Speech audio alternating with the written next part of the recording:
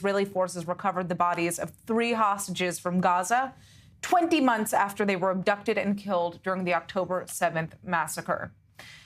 72-year-old Ofra Kedar was taken from her home in Kibbutz Be'eri after being murdered by Hamas terrorists. Yonatan Samrano, just 22, was murdered after fleeing the Nova Music Festival, and his body was kidnapped by an UNRWA worker. A 19-year-old Staff Sergeant Shai Levinson, a tank commander, died fighting Hamas terrorists near the party's perimeter. Their bodies were brought back to Israel in a joint IDF and Shin Bet operation just last night, made possible by what the military is calling precise intelligence. Now, the recovery of their bodies is a grim reminder of the 50 hostages who are still being held captive in Gaza by Hamas and other terrorist organizations, 28 of whom have been confirmed dead.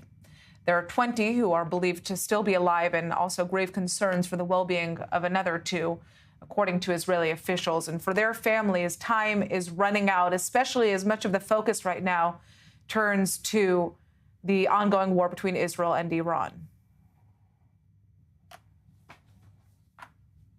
We're turning now. The operation was made possible thanks to the intelligence and special capabilities of the Shin Bet, along with the information collected since the beginning of the war by the Kidnapped Command, the Shin Bet Intelligence Division. Returning our kidnapped people is a supreme command. We continue to work towards this mission. There are another 50 kidnapped people, living and dead, who are still being held in Gaza.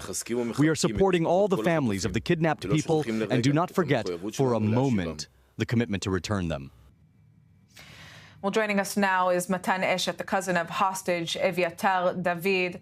Matan, obviously we've been seeing a major shift in what the international headlines are covering right now, even Israeli news, and the focus is on the ongoing war between Israel and Iran. How is your family feeling? How are the families of the hostages feeling amidst this turn? What kind of message do you want to get out to the public? We mostly feel anxious. I think most of us feel that the moment this war started, as you said, the public view shifted from the hostages. Today we got the news that 3 of our hostages came back, were returned in an operation, which we are grateful for what the IDF and Shin Bet did together in order to retrieve those bodies of hostages, those 3 beautiful people who had met a terrible death. Mm-hmm.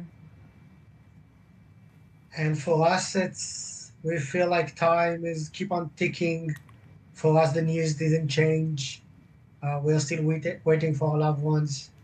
And we think this war is a way to, in the end, get a deal to be sealed and get a way to get our loved one back home, making Iran put some pressure on Hamas as well, and making sure that our loved one will come back as soon as possible.